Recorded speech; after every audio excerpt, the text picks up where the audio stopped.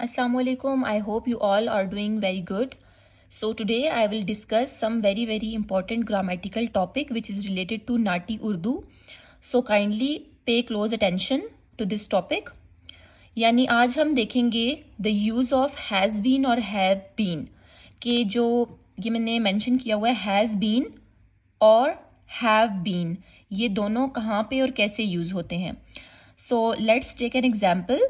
First example would be जैसे आप for example कहीं पे चोरी हो जाती है किसी घर में, ठीक है, और वहाँ पे ऑब्वियसली पुलिस आती है, सब इन्वेस्टिगेशन होती है और फिर उसके बाद इन केस अगर जो चोर हैं वो पकड़े जाते हैं तो आप अगर कहते हो कि पुलिस ने चोर को पकड़ लिया है, या आप इस तरह भी कह सकते हैं कि पुलिस चोर पकड़ चुकी है.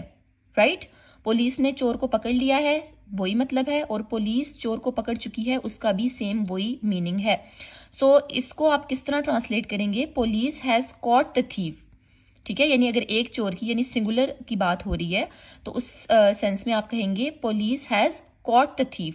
और अगर प्लूरल हैं यानी थीव्स हैं, पुलिस ने चोरों को पकड़ लिया है या पुलिस चोरों को पकड़ चुकी है, तो उसके लिए आप कहेंगे police has caught the thieves. ठीक है, ये तो एक सीधी बात थी कि पुलिस ने चोर को पकड़ लिया या पुलिस चोर पकड़ चुकी है.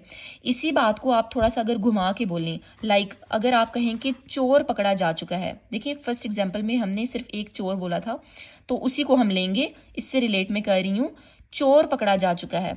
अब यहाँ पे आपको पता है कि ऑब्वियसली चोर किसने पकड़ा है, पुलिस ने, लेकिन यहाँ पे मैंने पुलिस का जो वर्ड है यानी जो लफ्ज़ है पुलिस वो मैंने यहाँ पे मेंशन नहीं किया. ठीक है, मैंने बेशक मेंशन नहीं किया, लेकिन मतलब इसका यही है क्योंकि आपको पता है कि चोर पुलिस नहीं पकड़ा है, लेकिन मैंने यहाँ पे मेंशन नहीं किया, मैंने सिर्फ बोला है कि चोर पकड़ा जा चुका है. इट मीन्स कि पकड़ा तो पुलिस नहीं है, लेकिन यहाँ पे मैंने पुलिस मेंशन नहीं किया. तो इस सूरत में आप कह सकते हैं thief has been caught. Right, यहाँ पे था कि पुलिस ने चोर को पकड़ लिया है, तो तब आपने कहना है police has caught the thief.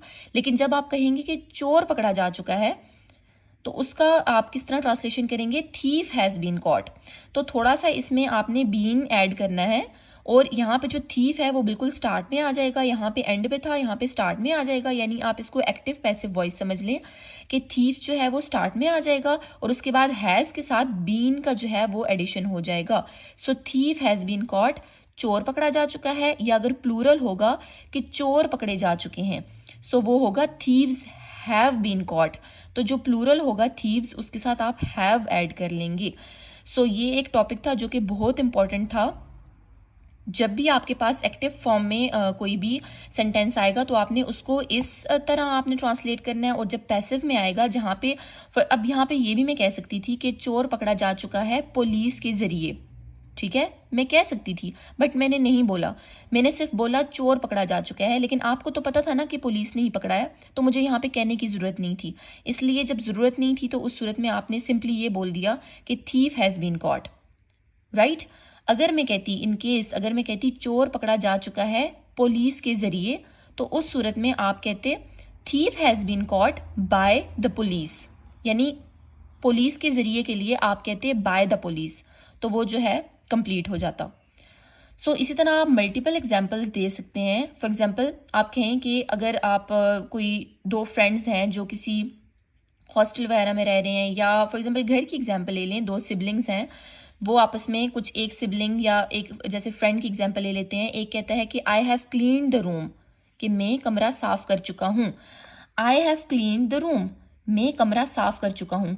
और दूसरी तरफ अगर वो कहता है कमरा साफ हो चुका है, यानी इस ऊपर वाले सेंटेंस का और नीचे वाले सेंटेंस का मीनिंग बिल्कुल सेम है. सिर्फ एक छोटा सा फर्क ये है कि यहाँ पे उसने बोला है मैं कमरा साफ कर चुका हूँ, और अगले सेंटेंस में उसने मैं वर्ड यूज़ नहीं किया, उसने सिर्फ ये बोला है कि कमरा साफ हो चुका है.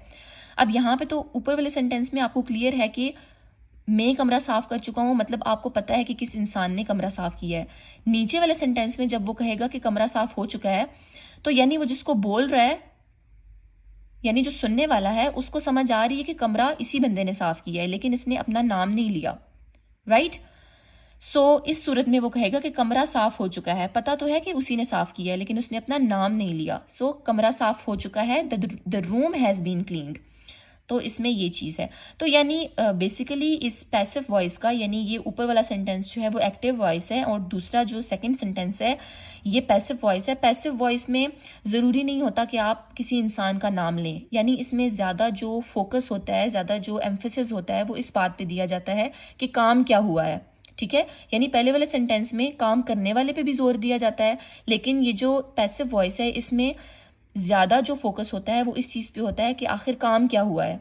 ठीक है, और जो करने वाला है वो चीज़ ऑब्वियस होती है, वो आपको पता होती है। जैसे ऊपर भी मैंने आपको एग्जांपल दी है कि चोर पकड़ा जा चुका है, इस जगह पे चोर पकड़ा जा चुका है, आपको पता था कि चोर को पुलिस नहीं पकड़ा है। ठीक है, यहाँ पे बेशक पुलिस का आप नाम ना लें, आपको खुद पता है कि चोर पुलिस नहीं पकड़ा है। यहाँ पे भी अगर आप कहेंगे कि द रूम, फॉर एग्जांपल एक सिस्टर है वो अपने ब्रदर को बोल रही है कि the room has been cleaned, कि कमरा साफ हो चुका है। अब उसके ब्रदर को पता है कि मेरी सिस्टर ने साफ किया ये कमरा। ठीक है, तो इसमें वो चीज़ ऑब्वियस होती है, इसमें नाम लेने की ज़रूरत नहीं होती। लेकिन स्टिल अगर वो कहे कि कमरा मेरे ज़रिए साफ हुआ है, ठीक है, तो वो कह सकती है कि the room has been cleaned by मी।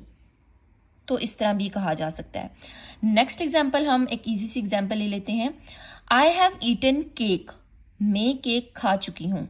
और अगर वही बात की दो फ्रेंड्स हैं, ठीक है, एक फ्रेंड बाहर से आता है और जो ऑलरेडी वहाँ पे था फ्रेंड घर में, वो उसे कहता है कि मैं केक खा चुका हूँ। एक तरफ वो ये कहता है, या वो ये भी कह सकता है कि केक खाया जा चुका है। अब जब वो कहेगा कि केक खाया जा चुका है, तो जो बाहर से आने वाला फ्रेंड है, राइट, जो बाहर से आया है, उसको पता है कि ऑब्वियसली केक इसी ने खाया होगा। ये अपना नाम नहीं ले रहा, सिर्फ ये कह रहा है कि केक तो खाया जा चुका है। यहाँ पे इसने अपना नाम नहीं लिया, लेकिन जो सुनने वाला है, यानी उसका जो दूसरा फ्रेंड है जो बाहर से आया है, उसको तो समझ आ गई है ना, उसको समझ आ गई है कि केक इसी ने खाया है। लेकिन ये सिर्फ ये बोलेगा कि केक खाया जा चुका है, केक हैज़ बीन ईटन। और वही बात कि अगर ये अपना नाम यहाँ पे लेना चाहे तो ये कह सकता है कि cake has been eaten by me, यानी केक मेरे जरिए खाया जा चुका है। तो ये एक इम्पॉर्टेंट टॉपिक था कि जब भी आपके पास नाटी CCL उर्दू में इस तरह का कोई सेंटेंस फॉर एग्जांपल उर्दू में आ जाता है कि चोर पकड़ा जा चुका है, फॉर एग्जांपल ये भी हो सकता है, तो आप उसको इस तरह कहेंगे कि थीफ हैज़ बीन कॉट। या अगर ज़्यादा चोर होंगे, इस तरह होगा कि चोर पकड़े जा चुके हैं, तो आपने उसकी ट्रांसलेशन इस तरह करनी है कि थीव्स हैव बीन कॉट। इस तरह कोई और एग्जाम्पल भी आ सकती है कि जिसमें काम पे जोर दिया जाएगा, ना कि करने वाले पे। ठीक है, तो अगर सिंपली इस तरह कहा जाएगा कि पुलिस चोर पकड़ चुकी है, तो उस सूरत में आप इस तरह बोलेंगे कि police has caught the thief. तो ये एक्टिव पैसिव की कुछ एग्जाम्पल थी। इसके अलावा भी बहुत से ग्रामेटिकल टॉपिक्स हैं जो मैं इंशाल्लाह अपनी कमिंग वीडियोस में कवर करूंगी, ताकि आपका माइंड क्लियर हो जाए कि कौन से सेंटेंस की किस तरह आपने ट्रांसलेशन करनी है। सो आई होप आपको ये वीडियो अच्छी लगी होगी। आप और भी काफ़ी सारे आपकी डे टू डे लाइफ में ऐसे सेंटेंसेज होते हैं कि जो आप इस ग्रामेटिकल टॉपिक से रिलेट कर सकते हैं और अपनी प्रैक्टिस कर सकते हैं। So thank you. आप अपने पास ये नोट कर लें, इसको अच्छी तरह समझ लें और आप इसको यूज़ भी करें अपनी डे टू डे लाइफ में प्रैक्टिकली, ताकि आपकी अच्छे से तैयारी हो जाए। Thank you so much.